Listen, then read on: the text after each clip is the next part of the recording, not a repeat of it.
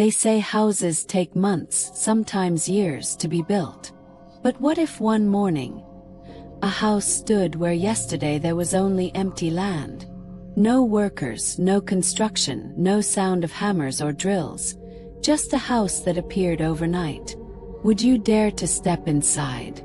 It started like any other morning. The sun rose slowly over the quiet little suburb, painting the sky with shades of pink and gold. People were getting ready for work.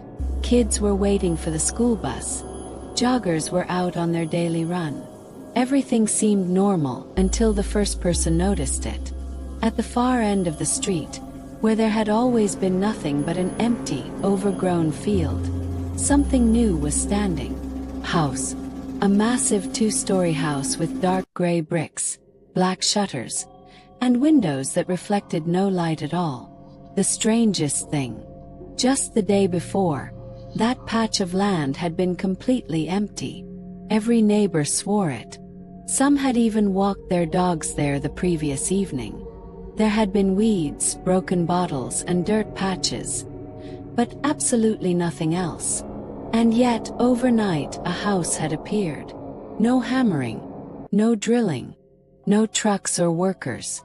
The neighborhood was silent every night. You could hear a pin drop after 10 p.m. But somehow, in complete silence, this house had risen out of nowhere.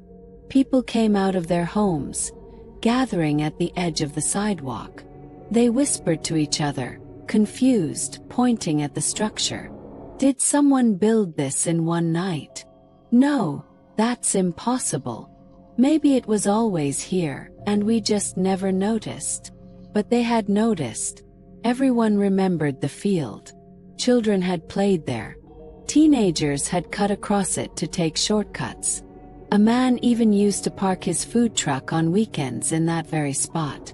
There was no denying it. The house had not been there yesterday. And yet now it stood tall, silent, and watching. Even stranger was the way it looked. The architecture wasn't modern, not at all. The house seemed old, almost Victorian, with weathered wood and stone walls that looked like they had been standing for over a century. The shutters were crooked, the roof had patches of moss, and the paint was peeling. But how could an old house appear overnight? Some neighbors dared to step closer. The grass around the house looked different, as though it had been growing there for decades, wrapping around the foundation like vines clinging to a corpse. The windows were too dark, not even reflecting the bright morning sun. And the front door hung slightly open, as though inviting someone in. One woman swore she saw movement in the upstairs window, just the faintest shadow, like someone watching from behind the curtains. But when she pointed it out, no one else saw it.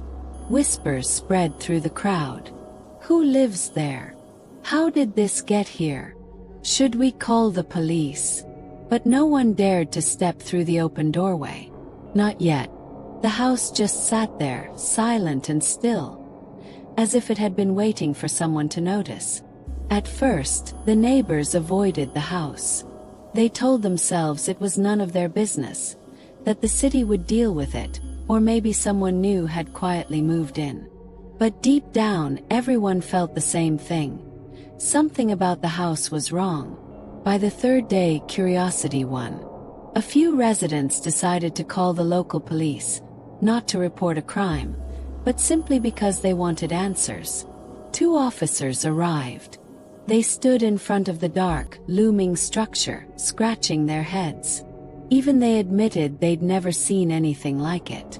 There were no building permits filed, no records of a new homeowner, nothing in the city's registry. According to every official document, the land was still just an empty lot. The officers decided to step inside. The crowd outside held their breath as the 2 pushed the creaking front door open. And the moment they crossed the threshold, something strange happened. Their radios crackled, then went completely dead. The signal vanished. The neighbors tried calling their phones. No service. Even their flashlights flickered as though the bulbs were on the edge of burning out. From the outside, people could still see the officers through the windows as they moved from room to room. But the longer they stayed, the stranger it became. Minutes passed, then half an hour. The officers hadn't come back out. Finally, just as the neighbors began to panic, the two stumbled back through the door, pale-faced and shaken. When asked what they saw, their voices trembled. "There's furniture inside," one officer muttered. "Not new furniture. Old. Very old. Like it hasn't been touched in 100 years." The other officer added, "There were candles. Lit candles. Burning steadily. But the air was ice cold. And we didn't see anyone. No signs of life. Nothing." When the neighbors asked how long they had been inside, the officers exchanged nervous glances. "Maybe 3 hours," one said. But outside, everyone knew it had only been 15 minutes. That was the first time the house revealed its rules. Time inside did not match time outside. And soon the stories began.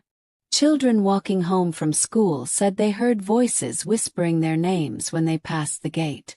Dogs would growl, their fur standing on end, refusing to go near the property. At night, neighbors swore they saw a faint, flickering light in the upstairs window, like someone carrying a candle from room to room. But no one had ever seen anyone enter or leave. The house remained still, silent and patient, almost as if it was waiting. It didn't take long before the house became a local legend. Teenagers dared each other to touch the front door, kids whispered stories about ghosts hiding in the upstairs window, and late at night, brave or foolish, souls walked past just to feel the hair on their arms stand up. But curiosity has a way of turning into recklessness. One Friday night, a group of 4 teenagers, 2 boys, 2 girls, decided they were done listening to rumors. They wanted proof. They planned to live stream their adventure inside the house, convinced it was just a spooky old building. First, it was all laughter. The camera shook as they filmed themselves pushing the creaking front gate open. One of them joked, "Welcome to our new Airbnb." The others giggled nervously. But the moment they stepped through the open front door, the laughter began to fade. The live stream showed a long, dark hallway lined with dusty wallpaper, its floral pattern barely visible beneath layers of age. A chandelier hung above them, but its glass pieces were cracked, and it swayed slightly, as if moved by a breeze no one felt. The teens' voices grew hushed. One whispered, "Do you smell that? Like smoke or ashes?" The camera swung left and right. Empty rooms. Old portraits. Dust that seemed to float in the air like ash. Then came the sound. Low creak. The sound of footsteps above them. Everyone watching the stream could hear it clearly.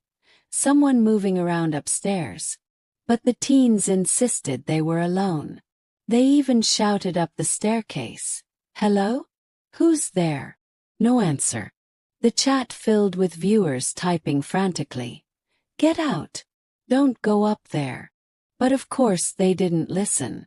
They climbed the staircase slowly, the steps groaning under their weight. The camera captured flashes of their nervous faces, smiles that looked more like masks covering fear. And then silence.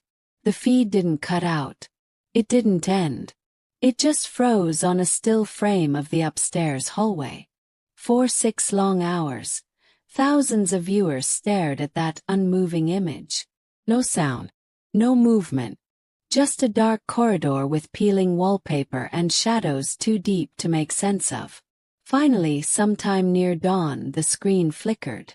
A single sound echoed through the stream, the thunderous slam of the front door. Then blackness.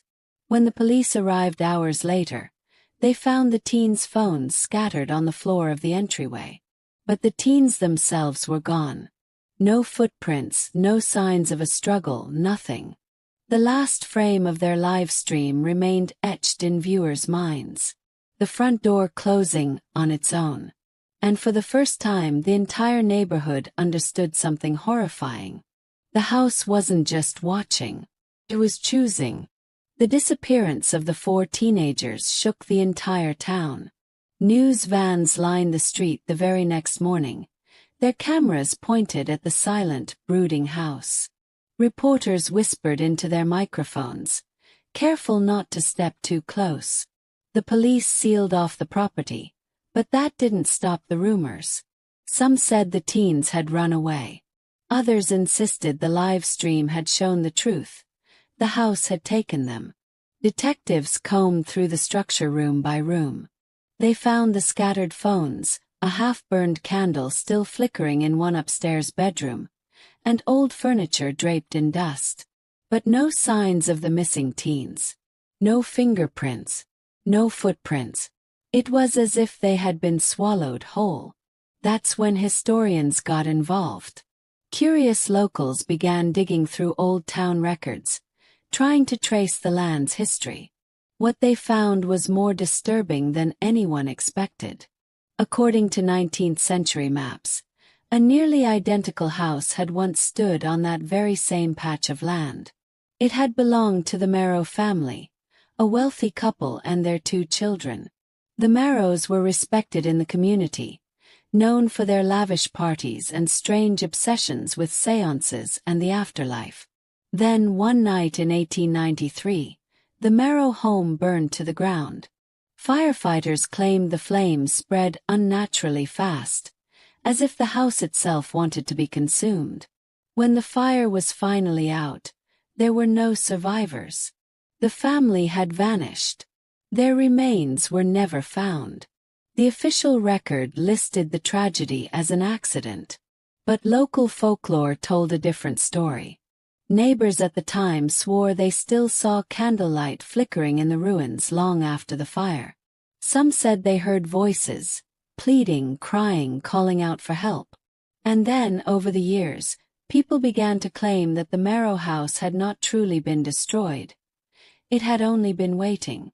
Every few decades, the house would return, not rebuilt, not reconstructed, simply reappearing. And each time someone went missing inside, the town tried to forget. Generations passed, memories faded, till now. Until this house appeared again. The scariest part. After weeks of investigation, after endless speculation and media attention, the house was simply gone. One morning, neighbors woke up and found nothing but the empty lot once more. The house had vanished as quickly and silently as it had arrived. The grass grew wild again, as if no foundation had ever touched the soil. And the teens, they never came back. Their families held funerals without bodies. The final, chilling conclusion whispered among locals was this: the house hadn't appeared. It had returned. And when it returns again, it will demand more. Today the land is empty again. The house is gone, as if it never existed. But the neighbors know better. They say one night, maybe next week, maybe next year, it will return. And when it does, someone else will vanish inside. So if you ever wake up to find a brand new house standing where yesterday there was nothing, don't go near it. Don't open the door. Because once you step inside, you may never step out.